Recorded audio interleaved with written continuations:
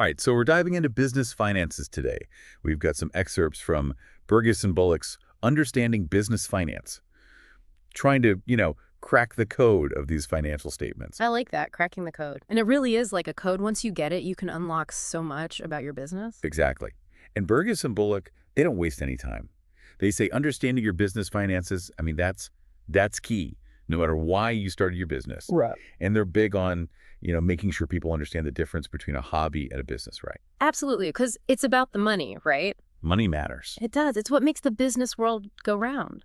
And that's what's great about their approach. They want to make these financial statements less, I don't know, scary for people, empower business owners. Totally. Sometimes it feels like they're written in a different language, but we're here to decode it all. So let's start with the profit and loss statement. The P.L. Burgess and Bullock call it a story.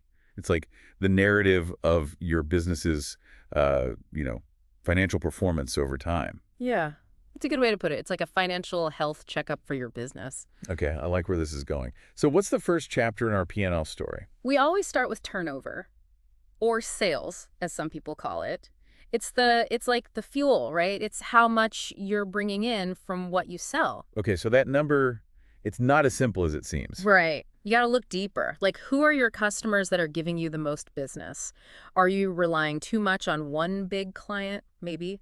And then what about the products or services themselves? Which are the stars? And which ones are maybe not pulling their weight? So it's about understanding what's behind those sales numbers. It's not just about seeing a big number and celebrating. Exactly. And that ties into, well, Burgess and Bullock talk about diversification. They give this example. Let's say you're a furniture maker and all you make are chairs. What happens if suddenly no one wants chairs anymore? Yeah, you're in trouble. Exactly, all your eggs in one basket, right? So they're big on spreading the risk. Maybe you start making tables too, or desks, or even just smaller stuff like home decor, or maybe you look at different types of customers. Like, instead of just selling to individuals, maybe you try to sell to businesses that need to furnish their offices. Right, so diversification is like having a backup plan for your business. Okay, so we've got our sales, but then there are costs that go along with making those sales. Right, and that brings us to the next part of the P&L, your cost of sales. Sometimes it's called direct costs. And these are all those expenses that are directly related to actually, making and getting your products or services out there. Okay, so sticking with our furniture example, what would fall under direct costs for, say, a chair maker? So if you're making chairs, you've got your raw materials, obviously, things like the wood, the screws, any fabric if you're doing upholstery, all of that. Then there's the labor, the people who are actually building the chairs. That's a direct cost too. Oh, and like the cost of actually shipping the chairs to customers, right? That would be a direct cost too. Exactly. Anything that, if you weren't making that specific product, you wouldn't have that expense. That's how you know it's a direct cost. Okay, that makes sense. So moving on to the fun part, I guess. The gross profit margin. So that's what's left after you take out those direct costs from your sales. Yeah, it's like, how much are you actually making on each sale, right? Yeah. And Burgess and Bullock, they talk about this thing, cost matching. It's an accounting thing, but basically making sure you're like matching up your expenses with the right revenue. So like if I sell a chair in, I don't know, December, but I don't actually buy the wood for that chair until January, that messes things up. Exactly. You got to be accurate with it. Even though you paid for the wood later, it was part of that December sale, so it needs to be recorded then. Right. Got to keep our financial story straight. Yeah. You mentioned earlier that gross profit margins, they can be different depending on the type of business you're running. Definitely. So service businesses, let's say consultants or, people who make apps, they often have higher gross profit margins than, say, a retail store would. Because their direct costs are lower. Exactly. Think about it. Yeah. A consultant, they're not buying materials like a store would. Their main cost is basically their time and their expertise. Makes sense. Okay, so we've got direct costs, but then there's also the cost of just keeping the lights on. Yeah. Like rent and stuff. Right, that's your overheads. And those are the costs that it doesn't matter how much you sell in a period, you've got to pay them. And it's important to clarify, these are costs that only benefit the business for less than a year. So those longer-term investments, things like buying a new truck for deliveries, those are handled differently over on the balance sheet. Okay, so overheads are like those fixed costs we have. Yeah, exactly. And now for I guess the most important part, right? Net profit. The bottom line. That's the number everyone wants to know.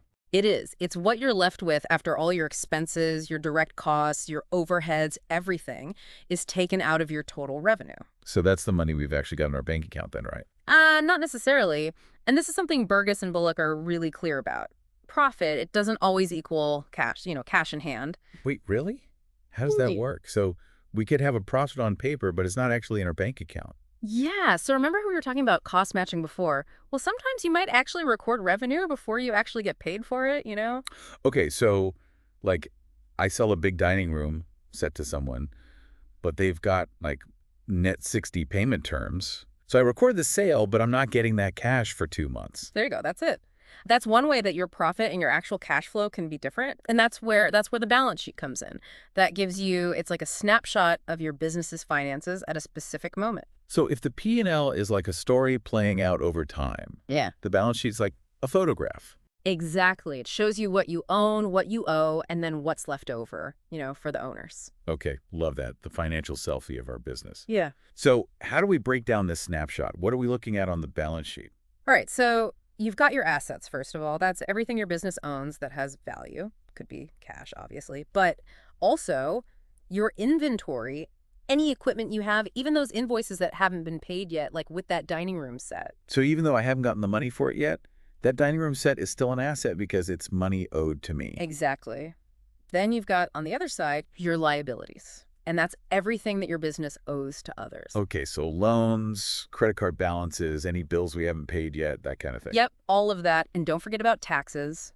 Always got to Yes. remember those. That's another liability most businesses have hanging over their heads. Oh yeah, taxes. Can't forget Yeah. about those. So important to plan for those. Absolutely. Then the last piece of the balance sheet is owner's equity. And that's basically what's left over after you take your liabilities, what you owe out of your assets, what you own. So it's like our net worth, but for the business itself. Exactly. And here's the thing, the balance sheet, it's a snapshot, but it's constantly changing. Just like, how your business is always moving and growing. I'm really starting to see how all of this connects. So what about those big long-term investments you mentioned earlier? The ones that aren't overheads? Right, right. Those are your fixed assets. They're the things that are going to benefit your business for more than a year, usually much longer. So think, property, equipment, vehicles, things like that, big purchases. Yeah, the things you need to invest in, but they can be pricey. Exactly. And that's where this idea of depreciation comes in. It's basically how accountants spread the cost of that asset over its useful life. So instead of having this huge expense all at once when you buy it, you're gradually, accounting for that cost over time. So it's like we're paying it off in installments, but instead of sending the money to a lender, we're just, I don't know, lowering its value on our books each year. Got it. And this is where it gets interesting with cash flow because even though you're depreciating it, on paper, you usually pay for the whole thing up front. Yeah, that upfront cost can really throw things off, especially when you're just starting out, right? Oh, absolutely. Huge cash flow consideration, especially with those bigger purchases. Yeah. Got to make sure you've got enough cash on hand, even if it looks different on paper with the depreciation. Right. So many moving parts. So fixed assets, that's like the long game. But what about when we're, in the middle of a project, we've spent money on materials, labor, all that, but we haven't actually sent an invoice yet because the product or service isn't finished. Burgess and Bullock call that stock or work in progress, right? How does that factor in? Oh, that's another big one for cash flow. Let's say you're making a custom-made table. Big project. You've already gone out and bought the wood for it. You're paying the craftspeople who are building it, all of that. But it's not done yet, so you haven't been paid for it.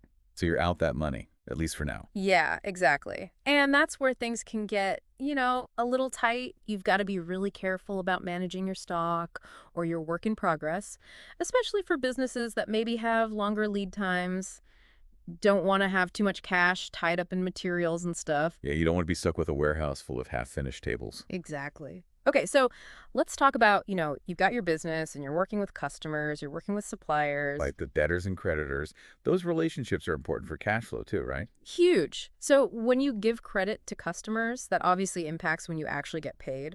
Burgess and Bullock, they talk a lot about being really mindful of your credit terms. Because if someone has net 60 terms, you're waiting 2 months to get paid, even though you've already done the work. Exactly. So that's something to keep in mind, especially with bigger companies. They often have those longer payment terms. Got to factor that in. Otherwise, you might think you're doing great, and then, uh-oh, cash flow problem. Exactly. Now, on the flip side, You're also a debtor to your suppliers. Right. And it can be tempting to, delay paying them to help your own cash flow situation, but that can backfire. Oh, for sure. Burgess and Bullock are big on not messing around with those supplier relationships. Those are important. You need those suppliers. It's about finding that balance. Right. Being smart about it, but not burning bridges. What about things like, if we need to borrow money to buy that new delivery van, for example? So you're talking about bank loans or maybe hire purchase agreements? Yeah, so instead of paying for it all up front, we could spread the cost out over time. Exactly. And that can be a really useful tool for sure. But Burgess and Bullock, they're cautious about it. Want to make sure people understand what they're getting into. Because those loans, they come with interest, right? Exactly. It's not free money. They're really clear about that. Don't use a loan to fix a short-term problem, that kind of thing. Okay, so loans, financing, another tool in the toolbox, but use them strategically. All right, before we wrap up here, I want to bring this all together. We talked about the P&L, the business story, and the balance sheet, our financial selfie. How do they actually, work together? Good question. So remember net profit. That was the bottom line on our P&L. That number, it doesn't just disappear. That's what feeds into the retained earnings on your balance sheet. So that profit we made after everything, it kind of becomes part of what the business owns. Exactly. Think of retained earnings as like all the profit that you've kept in the business over time, the part you haven't paid out to owners or anything. Right. So there's that word again, dividends. Burgess and Bullock mentioned those. What are those exactly, and how do they fit into this? Dividends are basically payments that companies make to their shareholders, Yeah. the owners, right? It's how they share the profits. So if you decide to pay out dividends, that changes how much profit goes back into those retained earnings. So it's like deciding, okay, how much of the pie are we keeping for the business, and how much are we slicing up and sharing with the owners? Perfect way to put it. And these are all decisions that, you need to understand those financial statements to make. That's what it all comes down to. That's what Burgess and Bullock are all about, right? Knowledge is power. When we understand our numbers, then we can make smart decisions about the future. This isn't just about, being good at math. It's about using those numbers to make our businesses better. Absolutely. No more being intimidated by financial statements. We can take control. Love it. Well, that's our deep dive into business finances. We covered a lot of ground, but before we go, one last thought. Burgess and Bullock, they're focused on understanding where things are at right now. But the really cool part is using all this to look ahead. Absolutely. It's not just about looking in the rearview mirror. Right, exactly. It's like they've given us a map, and now we can use it to chart our course for the future. So, if you're listening, take a look at your own financials. What are they telling you? And how can you use that information to make good decisions? Decisions that will help your business thrive. That's what it's all about. So, until next time, keep learning, keep exploring, and we'll see you on our next deep dive.